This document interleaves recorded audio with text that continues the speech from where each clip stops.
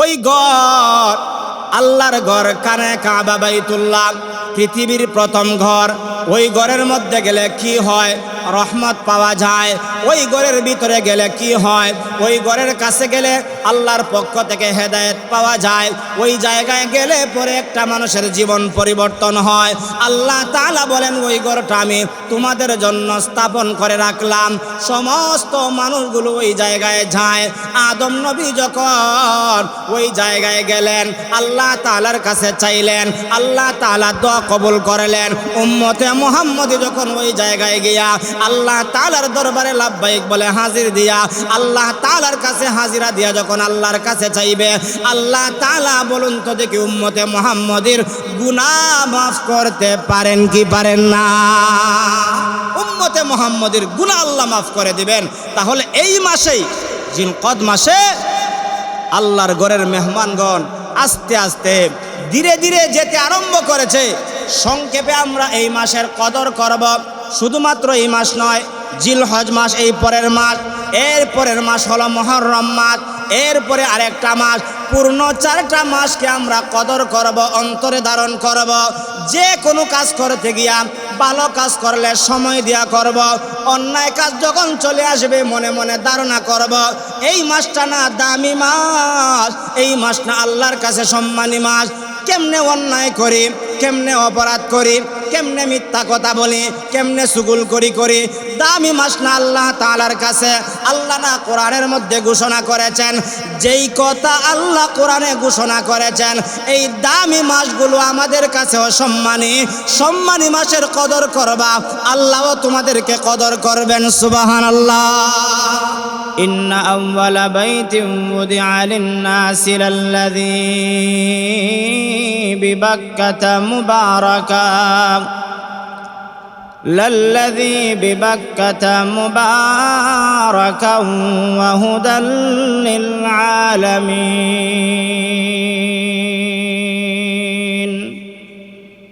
আল্লাহ তাআলা বলেন, নিশ্চয়ই পৃথিবীর সর্বপ্রথম ঘর মক্কায় অবস্থিত।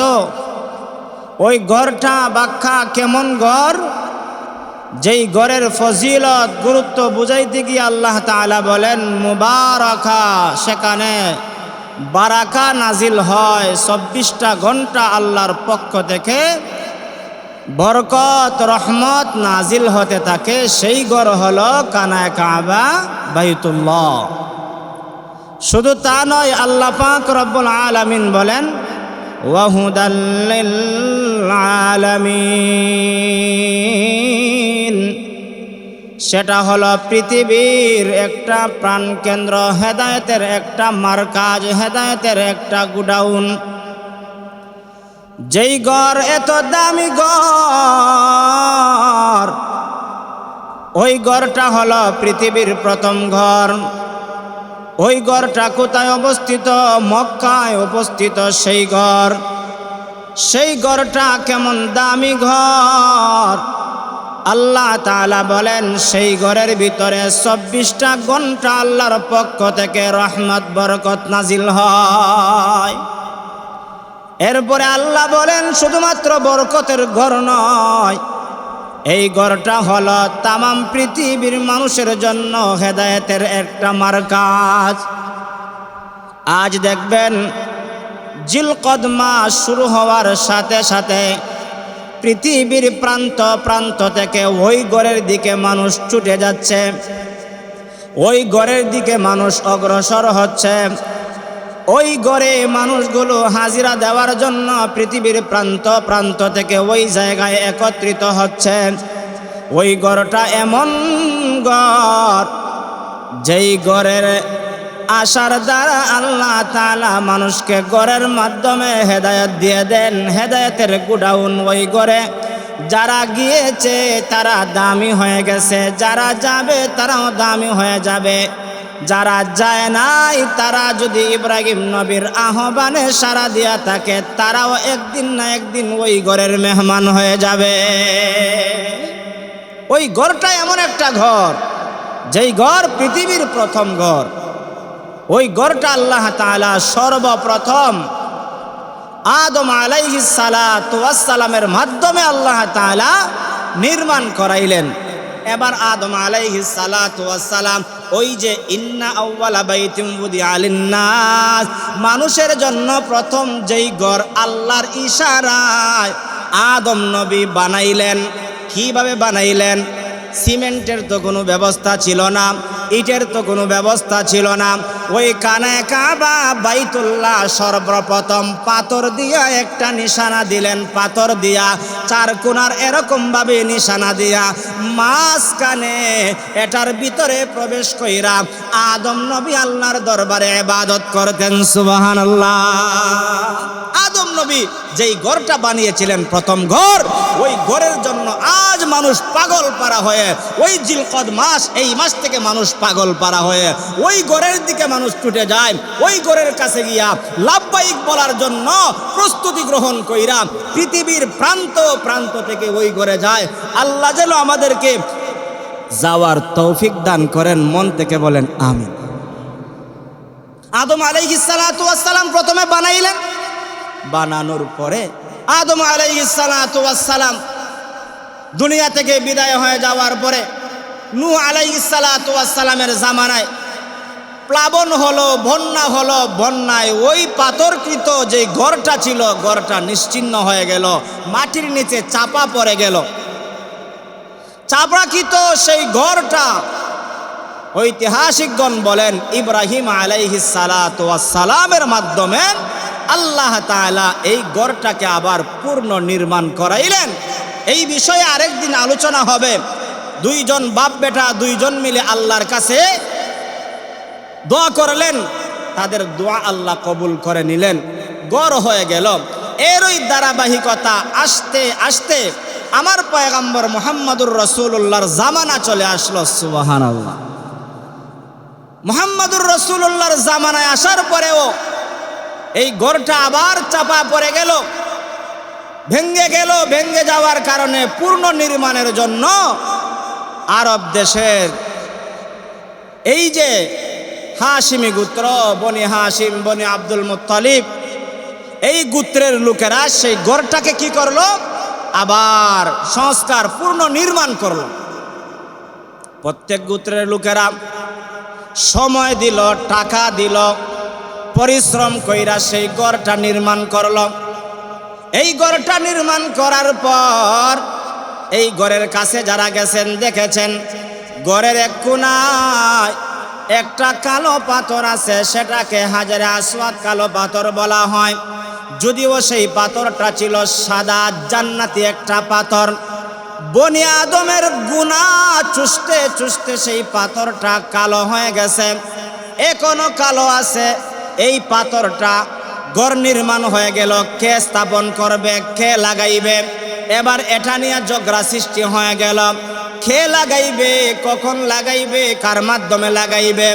প্রত্যেকের গোত্রের লোকেরা বলে আমরা লাগাইব, ওই গোত্রের লোকেরা বলে আমরা স্থাপন করব, ওই গোত্রের লোকেরা বলে আমরা স্থাপন করব। দেখা যায় কারো কথা কেউ মানতে রাজি। এরকম হয় না? হয় না? অমুকে কয় আমি এটা করবো, আরেকজনে কয় আমি এটা করবো, কিন্তু দেখা যায় সমাধান হয় না। এরপরে লাস্ট ডিসিশন হয়ে গেল, এটা যেহেতু সমাধান হয় না, তাহলে সমাধানের জন্য আগামীকাল সকালবেলা যে সর্বপ্রথম কানায়ে কাবা বাইতুল্লাহে প্রবেশ করবে, তার মাধ্যমেই সেই হাজারে আসওয়াদ কালো পাথর স্থাপন করা হবে, তার মাধ্যমেই সেই ঘরের এই পাথর স্থাপন করা হবে, সমাধান করা হবে। প্রত্যেকেই চিন্তায় আছে আগামীকাল সকালবেলা সর্বপ্রথম কে প্রবেশ করে, কে প্রবেশ করে, সবাই টেনশনে আছে। দেখা যায় আল্লাহর কি মহিমা, আল্লাহর কি কেরেশমা, আল্লাহর কি ক্ষমতা। পরের দিন সকালবেলা এমন একজন ব্যক্তি কানায়ে কাবাতে প্রবেশ করেছেন, তিনি হলেন আপনার নবী, আমার নবী। যদিও তখন নবুয়ত পান নাই, যুবক মানুষ। যুবক হলেও দেখবেন সমস্ত যুবকদের মধ্যে আলাদা কিছু ভালো যুবক পাওয়া যায়। যেই যুবকগুলো দেখা যায় অন্যায় কাজে নাই, ভালো কাজের মধ্যে আছে, অপরাধের মধ্যে নাই, নেক কাজের মধ্যে আছে। আমাদের সমাজে এমন যুবকও আছে না নাই? প্রত্যেকটা যুগে প্রত্যেকটা সময় এরকম ছিল। নবীর জামানায় নবী এখনো স্বীকৃতিপ্রাপ্ত নবী হন নাই, যৌবনে পদার্পণ করেছেন, কিন্তু নবীজি ছোটবেলা থেকে বড় হয়েছেন, কারো সঙ্গে কোনোদিন অন্যায় করেন নাই, কারো সঙ্গে কোনোদিন ঝগড়ায় লিপ্ত হন নাই, সবার সঙ্গে হাসি মুখে সবার সঙ্গে ভালো ব্যবহার করেছেন, সৎ ব্যবহার করেছেন। ব্যবহারে ওই এলাকার ওই সমাজের প্রত্যেকটা গোত্রের লোকেরা মুহাম্মাদুর রাসূলুল্লাহর উপরে খুশি ছিল, সন্তুষ্ট ছিল। আল্লাহর মহিমা, সকালবেলা সর্বপ্রথম নবী মুহাম্মাদুর রাসূলুল্লাহ যখন খানায়ে কাবায় প্রবেশ করলেন, নবীজির প্রবেশ করা দেইখা সবাই এবার খুশি, সবাই বলে আজকে সমাধান হয়ে যাবে। মুহাম্মদ যেহেতু প্রবেশ করেছে, মুহাম্মদের মাধ্যমে আজকে সমাধান হয়ে হাজরে আসওয়াদ কালো পাথরটা আজকে স্থাপন করা হবে। সবাই খুশি হয়ে গেছে, জোরে আওয়াজ দিয়া বলেন আলহামদুলিল্লাহ। আল্লাহর পয়গম্বর কিভাবে সমাধান দিলেন? আল্লাহর পয়গম্বর বললেন, তোমরা যেহেতু আজকে অনেক দিন হয়ে গেল, ঘর পরিপূর্ণ হয়ে গেছে, পাথরটা লাগানোর জন্য তোমরা সমাধানে যেতে পারছো না, তোমাদেরকে সমাধান দিয়ে দেই, একটা চাদরের ব্যবস্থা করো। আল্লাহর পয়গম্বরের কথা অনুযায়ী একটা চাদরের ব্যবস্থা করা হলো। চার কোণার চাদরের মাঝখানের মধ্যে হাজরে আসওয়াদ কালো পাথরটা রাখা হলো। আর বড় বড় যত গোত্র ছিল সমস্ত গোত্রের লোকদেরকে বলা হলো, ও নেতারা তোমরা কোণায় ধরো। প্রত্যেকটা কোণার মধ্যে যখন সমস্ত লিডাররা ধরলো, মুহাম্মাদুর রাসূলুল্লাহ সাল্লাল্লাহু আলাইহি ওয়াসাল্লাম তাদেরকে ধরাইয়া উঁচু করাইলেন। সবাই যখন উঁচু করে ধরলো, সবার হাতে হাত রাইখা মুহাম্মাদুর রাসূলুল্লাহ নিজে ওই জায়গায় পাথর রাইখা সকল সমস্যার সমাধান করে দিয়েছে। তাহলে মুহাম্মাদুর রাসূলুল্লাহ সাল্লাল্লাহু আলাইহি ওয়াসাল্লামকে এই আদর্শ, এই জ্ঞান, এই বুদ্ধি একমাত্র দিয়েছেন কে? আল্লাহ দিয়েছেন। নবুয়ত এখনো পান নাই, কিন্তু মানুষে এখনোই আসক্ত নবীর দিকে, এখনোই মোহব্বত করে নবীকে, এখনোই নবীকে আল আমিন সত্যবাদী উপাধি দিয়েছে। আর বলে দুনিয়াতে আমাদের এলাকায়, আমাদের সমাজে কত যুবক দেখলাম বিপদে পড়লেই মিথ্যা কথা বলে, বিপদে পড়লেই মিথ্যার আশ্রয় নেয়। কিন্তু যুবকটা তো জন্মের পর থেকে দেখতেছি ওই যুবকের তো কোনোদিন মিথ্যা কথা জবান দিয়া শুনি। এই জন্য যেই কথাটা বলতেছিলাম, এই যে জিলকদ মাসে যারা আল্লাহর ঘরে যাবে, ওই ঘর আল্লাহর ঘর খানায়ে কাবা বাইতুল্লাহ, পৃথিবীর প্রথম ঘর। ওই ঘরের মধ্যে গেলে কি হয়? রহমত পাওয়া যায়। ওই ঘরের ভিতরে গেলে কি হয়? ওই ঘরের কাছে গেলে আল্লাহর পক্ষ থেকে হেদায়েত পাওয়া যায়। ওই জায়গায় গেলে পরে একটা মানুষের জীবন পরিবর্তন হয়। আল্লাহ তাআলা বলেন, ওই ঘরটা আমি তোমাদের জন্য স্থাপন করে রাখলাম। সমস্ত মানুষগুলো ওই জায়গায় যায়। আদম নবী যখন ওই জায়গায় গেলেন, আল্লাহ তাআলার কাছে চাইলেন, আল্লাহ তাআলা দোয়া কবুল করলেন। উম্মতে মুহাম্মদী যখন ওই জায়গায় গিয়া আল্লাহ তাআলার দরবারে লাব্বাইক বলে হাজির দিয়া, আল্লাহ তাআলার কাছে হাজিরা দিয়া যখন আল্লাহর কাছে চাইবে, আল্লাহ তাআলা বলুন তো দেখি উম্মতে মুহাম্মদীর গুনাহ মাফ করতে পারেন কি পারেন না? উম্মতে মুহাম্মদীর গুনাহ আল্লাহ মাফ করে দিবেন। তাহলে এই মাসেই, জিলকদ মাসে আল্লাহর ঘরের মেহমানগণ আস্তে আস্তে ধীরে ধীরে যেতে আরম্ভ করেছে। শুধু এক জায়গায় থেকে নয়, বাংলাদেশ থেকে নয়, ভারত থেকে নয়, পাকিস্তান থেকে নয়, লেবানন থেকে নয়, শ্রীলঙ্কা থেকে নয়, এরকমভাবে লন্ডন আমেরিকা থেকে নয়, সারা পৃথিবী থেকে মানুষগুলো যাকে যাকে ওই ঘরের কাছে যায়। কেন যায়? ওই জায়গায় গিয়া আল্লাহর দরবারে হাজিরা দিতে চায়। এজন্যই হলো 4টা মাসের মধ্যে দামি মাস জিলকদ মাস, 4টা মাসের মধ্যে দামি মাস জিলহজ মাস, 4টা মাসের মধ্যে দামি মাস মুহররম মাস, 4টা মাসের মধ্যে দামি মাস রজব মাস। এই 4টা মাস দামি মাস আমাদের কাছে গুরুত্ব আছে না নাই? আরো জোরে কন্যা আসেনি, কিন্তু আমরা গুরুত্ব দেই না। আমরা যে 4টা মাস পাইছি, বরকতপূর্ণ মাস পাইছি, বরকতপূর্ণ মাসের নাম ওই আমরা কইতাম পারি না। মুসলমান জিজ্ঞাসা করে দেখেন না কয়জনে আরবি 12টা মাসের নাম বলতে পারে? মুসলমানকে জিজ্ঞাসা করে দেখেন না 4টা মাস বরকতপূর্ণ 4টা মাসের নামই বলতে পারে না। কিন্তু আল্লাহর পয়গম্বর মুহাম্মদুর রাসূলুল্লাহ বলেন, এই 4টা মাস যেহেতু আমি আল্লাহ ঘোষণা করে দিয়েছে সম্মানী, তোমাদের কাছেও সেই 4টা মাস সম্মানী। 4টা সম্মানী মাসকে তোমরা গুরুত্ব দাও। আমাদেরকেও 4টা মাসের গুরুত্ব দেওয়া দরকার আছে না নাই? আরো জোরে বলেন। তাহলে কিভাবে গুরুত্ব দিব? 1 নাম্বার হলো এই 4টা মাস আমাদের কাছে এত দামি, এত সম্মানী। এই 4টা মাসকে আমরা গুরুত্ব দিয়ে দেখব, মনে মনে চিন্তা করব, হায় রে জিলকদ মাস আসছে তো, দামি মাস। এই দামি মাসে আমাদেরকে ভালো কিছু করা দরকার। কি করা দরকার? ভালো কিছু করা দরকার। দামি মাস আসছে। রমজান আসলে যেরকমভাবে আমরা প্রস্তুতি নেই না, যে রমজান মাস আসতেছে, ভালো কিছু করা দরকার, নেক কাজ করা দরকার, ঠিক তেমনি ভাবে 4টা মাস যে আল্লাহ বলেছেন, ইন্না ইদ্দাতাশ শুহুরি ইনদাল্লাহি 12 শাহরান ফি কিতাবিল্লাহি ইয়াউমা খালাকাস সামাওয়াতি ওয়াল আরদা মিনহা আরবাতুন হুরুম, যে বললেন আল্লাহ আসমান জমিন সৃষ্টি করার পরেই আল্লাহ তাআলা 12টা মাস নির্ধারিত করে দিলেন। 12টা মাসের মধ্যে 4টা মাসকে আল্লাহ সম্মানী করলেন।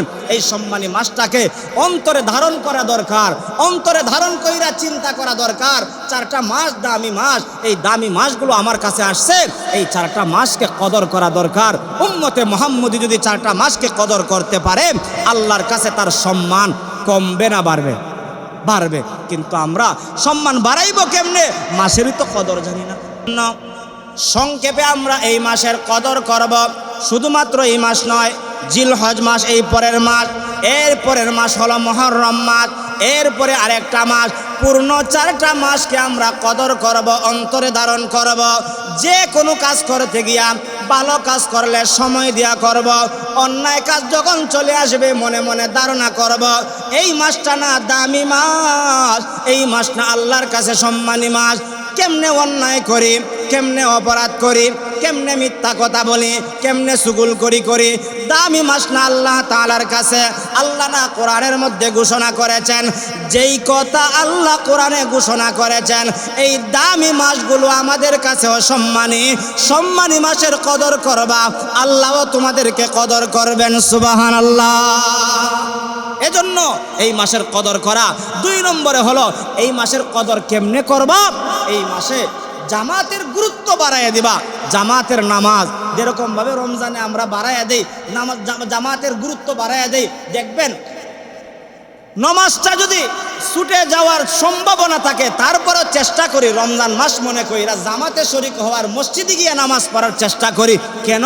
আমার কাছে রমজানের গুরুত্ব আছে। আর আল্লাহ তাআলা বলেন, এই 12টা মাসের মধ্যে দামি মাস হলো এই জিলকদ মাস। এই মাসটা যখন আসলো, তখন আসার সাথে সাথে তোমারও এই মাসের কদর বাড়াইয়া দিতে হবে, আর সাথে সাথে জামাতের সঙ্গে নামাজ আদায় করার গুরুত্বটাও বাড়াইয়া দিতে হবে। আজকে যদি আমাদের কাছে এই 4টা মাসের দাম সম্মান থাকতো, তাহলে এই মাসেও আমাদের নামাজের দিকে দাবিত হওয়ার বেশি কথা ছিল। দুনিয়ার ঝামেলা তো থাকবেই। দুনিয়ার ঝামেলা আপনাকে মরার আগ পর্যন্ত শেষ হবে না? হইব? হবে না। যতই আপনার ব্যবসা বাণিজ্য থাকুক, আপনার ব্যবসা মরার আগ পর্যন্ত ব্যবসার ঝামেলা শেষ হবে না। যতই আপনার চাকরি থাকুক, মরার আগে এই চাকরির ঝামেলা আপনার শেষ হবে না। যতই আপনার ঝামেলা থাকুক, এই ঝামেলার মধ্যখান দিয়েই, ঝামেলার ফাঁক দিয়ে আমাকে জামাতের নামাজের গুরুত্ব আমাকে বাড়াইতে হবে। এই 4টা মাস যদি কোনো আল্লাহর বান্দা জামাতের সঙ্গে নামাজ আদায় করার গুরুত্ব বাড়াইয়া দেয়, বাকি 8 মাস তার জন্য কঠিন হবে না, সহজ হবে। কিন্তু আমরা তো ওই যে রমজান মাস পড়ছিলাম, এরপরে বাদ দিয়ে দিছি।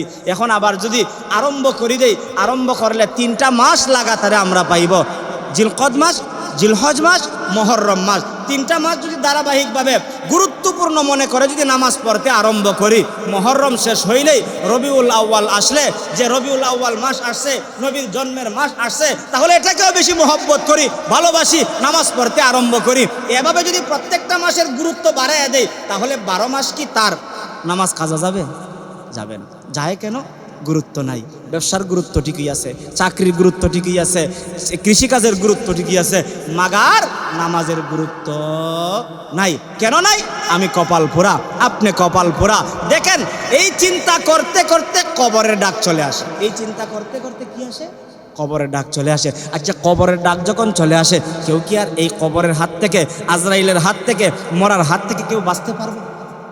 বলে আমার ব্যবসাটা আর একটা মাস সময় দেও, ব্যবসাটা শেষ করিলাই, তারপরে আমার জানটা নিয়ে নাও। আমার চাকরিটা শেষ করিলাই, আর 2টা বছর হইলেই তো আমি পেনশন পেয়ে যাব, আমারও 2টা বছর সময় দিয়ে দাও। আমার দানটা কাটার বাকি রয়ে গেছে, 1 ঘন্টা সময় দিয়ে দাও। আল্লাহ দিবে?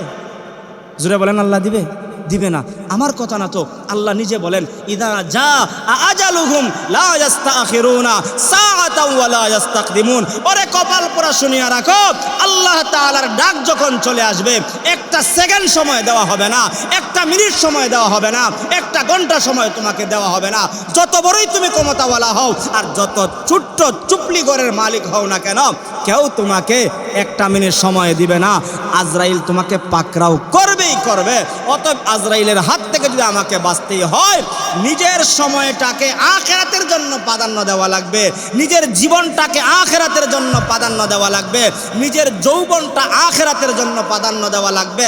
দেন এমন জীবন তুমি করো হে গঠন, মরিলে হাসিবে তুমি, কাঁদিবে ভুবন। গাছ কান্না করবে, জমিন কান্না করবে। যেই রাস্তা দিয়ে হাইটা মসজিদে আসছিলা, ওই পাথর কান্না করবে। যেই রৌদ্রের মধ্যে আসতা, গাছের ছায়া তোমাকে দিত, ওই গাছের ডালপালা, ওই গাছের খাল বাখল, ওই গাছের প্রত্যেকটা পাতা তোমার জন্য কান্না করবে। আর তুমি হাসতে হাসতে দুনিয়া থেকে বিদায় হয়ে যাবে। এমন জীবন আমাদের গঠন করা দরকার আছে না নাই? যদি মনে করি এমন জীবন গঠন করা দরকার, তাহলে এই মাসে আমাদেরকে 2 নম্বরের কাজ, জামাতের সঙ্গে নামাজ আদায় করার গুরুত্ব আমাদেরকে অবশ্যই কি করতে হবে? বাড়াইয়া দিতে হবে। জামাতের সঙ্গে নামাজ আদায় এমন বাড়ানি আমরা বাড়াইছি, দেখা যায় রমজানও 2 কাতার 3 কাতার মুসল্লি হতো, এখন রমজান ছাড়া দেখা যায় 1 কাতার মুসল্লি হওয়াটাও কষ্টকর। কি কেন কষ্টকর? কেন সমস্যা? দুনিয়ার সমস্যা। কেন ঝামেলা? দুনিয়ার ঝামেলা, ব্যবসার ঝামেলা, চাকরির ঝামেলা, তান খাটার ঝামেলা, রোয়ার ঝামেলা, হাল বাবার ঝামেলা, এরকমভাবে সন্তান বিদেশ পাঠানোর ঝামেলা, সন্তান অসুস্থতার ঝামেলা।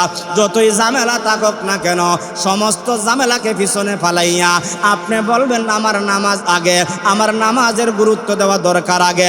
যদি কোনো আল্লাহর বান্দা দিতে পারে, তাহলে তার দুনিয়ার জীবন সুন্দর হয়ে যাবে, আখিরাতের জীবনটাও সুন্দর বানায়া দিবেন কে? 3 নম্বরে, এই মাসে গুনাহ ছেড়ে দিতে হবে। কি ছেড়ে দিতে হবে? কি ছেড়ে দিতে হবে? গুনাহ ছেড়ে দিতে হবে। ছোট থেকে ছোট গুনাহ, বড় থেকে বড় গুনাহ ছেড়ে দিতে হবে। যেই মাসে সওয়াব বেশি, এই মাসে গুনাহ করলে কি তা গুনাহ বেশি হইতো না? সওয়াব যেমন বেশি আছে, গুনাহ করলে গুনাহটাও বেশি হবে। এজন্য এই মাস আমাদেরকে শিক্ষা দিয়েছে, এই মাসে আমাদেরকে কি করতে হবে? গুনাহ ছেড়ে দিতে হবে, গুনাহ ছেড়ে দিতে হবে। 4 নম্বরে সংক্ষিপ্ত কথা, আল্লাহর পয়গম্বর বলেন, এই 4টা মাসে ঝগড়া ফাসাদ যুদ্ধ নিষিদ্ধ। ঘোষণাকার আল্লাহ। কিন্তু ওইনি এই মারামারি কম না বেশি? এখন সচরাচর যুদ্ধ চলছেই চলছে। কিন্তু আরবাআতুন হুরুম, 4টা সম্মানিত মাসে আল্লাহ নিষিদ্ধ করেছেন। কিন্তু এই 4 মাসে দেখা যায় বা এগুলো সবসময় ঝগড়া ফাসাদ, মারামারি, হানাহানি, দাঙ্গা হাঙ্গামা, যুদ্ধ চলছেই চলছে। আল্লাহর পয়গম্বর বলেন, এই মাসগুলোতে তোমরা কি করবা? যুদ্ধ থেকে বিরত থাকবা। এই মাসগুলোতে কি করবা? ঝগড়া থেকে বিরত থাকবা।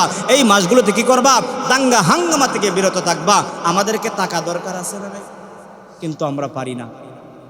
এই যে মনে করেন, দেখেন আজকে জুমার দিন, আজকে জুমার দিন আমাদেরকে মসজিদে আসার দরকার ছিল কি ছিল না? আরো জোরে কন্যা, জবানটা খুললে এখন আসার দরকার আছে না? আমাদের এলাকার মধ্যে আমরা বসবাস করি, কিন্তু অন্যদিকে সময় ঠিকই দেই, আল্লাহরে সময় দেই না।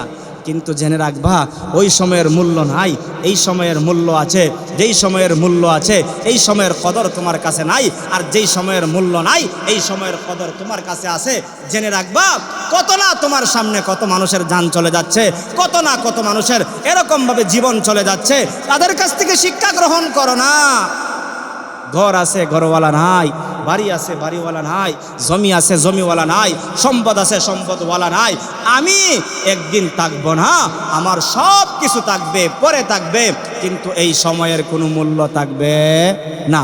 এজন্য আমাদের সংক্ষিপ্ত কথা হলো, এই মাস দামি মাস, এই মাসের আল্লাহর ঘরের মেহমানগণ আল্লাহর ঘরে যাওয়া আরম্ভ করেছে। এই ঘরটা কেমন ঘর? পৃথিবীর প্রথম ঘর। এই ঘরটা কেমন দামি? যেই ঘরের ভিতরে 24 ঘন্টা আল্লাহর পক্ষ থেকে রহমত নাজিল হয়। এই ঘরে গেলে কি হয়? আল্লাহ তাআলা বলেন, এই ঘরে গেলে প্রত্যেকটা মানুষকে আল্লাহ হেদায়েত দান করে। তাহলে এই দামি ঘরে আমাদেরকে যাওয়া দরকার আছে না নাই? তাহলে যেতে হলে আল্লাহর কাছে নিয়ত করতে হবে। টাকা থাকলেই যাওয়া যায় না, আল্লাহর তৌফিক লাগে। কার তৌফিক লাগে? টাকা থাকলেই যাওয়া যায় না। টাকা থাকলে লন্ডন যাওয়া যায়, টাকা থাকলে আমেরিকা যাওয়া যায়, জাপান জার্মান যাওয়া যায়, কানাডা যাওয়া যায়, মাগার টাকা থাকলেই আল্লাহর ঘর কানায় কাবায় যাওয়া যায় না। যাইতে হলে অবশ্যই আল্লাহ পাকের তৌফিক লাগে। যাইতে হলে আল্লাহ পাকের এরকম ভাবে কি লাগে? আল্লাহ পাকের দয়া আর অনুগ্রহ লাগে। আল্লাহ পাক রব্বুল আলামিন যেন আমাদের সবাইকে এই জিলকদ মাসকে গুরুত্ব দিয়া জিলকদ মাসের ইবাদত বন্দেগী করার এবং গুনাহ ছাড়ার, নেক আমল করার, 5 ওয়াক্ত নামাজের বন্দেগী করার তৌফিক যেন আল্লাহ পাক দান করেন। আমিন।